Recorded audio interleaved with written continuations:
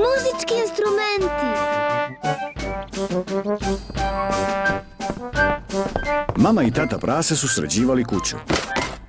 Mama prase i ja smo pronašli ovu staru kutiju na tavanu.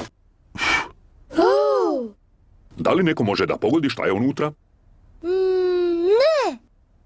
Puna je muzičkih instrumenata. Wow. Malo su stari i prašnjavi.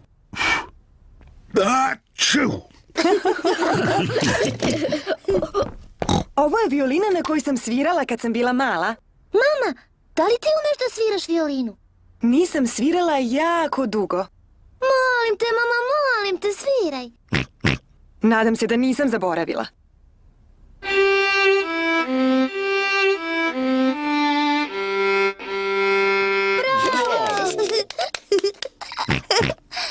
Mogu li da sviram violinu? Drži je ovako. Hoću, mama.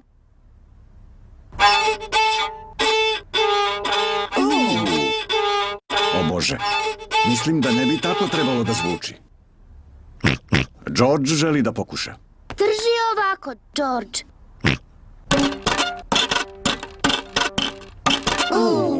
Ni to ne zvuči kako treba. Violina je preteška za sviranje. Pepa, možda će ti bubnjevi ići bolje. Hvala ti, tata. To zvuči bolje. Pepa voli da svira bubnjeve.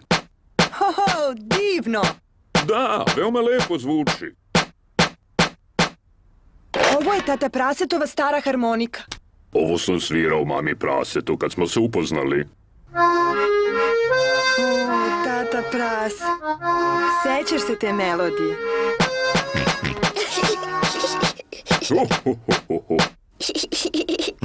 I George želi da svira harmoniku. Jesi li siguran, George? Harmonika je prilično komplikovana. George, harmonika je komplikovana kao i moji bubnjevi. U redu, George.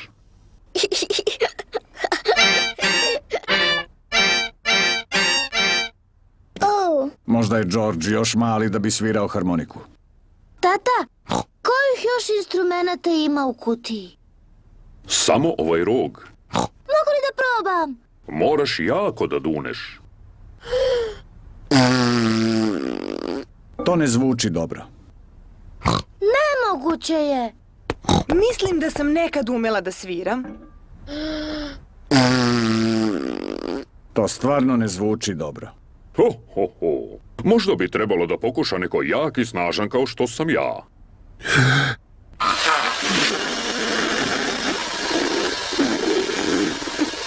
Ni to ne zvuči kako bi trebalo. Pepa je u pravu. Nemoguće ga je svirati. Nema veze, tata Prase. Samo se ti drži harmonike. Predivno je sviraš. Pa, stvarno ne sviram loše. Bez obzira što sam to kažem. Ja ću da sviram svoju violinu. A ja ću da sviram moje bubnjeve. Mama Prase svira violinu. Tata Prase svira harmoniku. Pepa svira bubnjeve. Ali koji instrument će George da svira?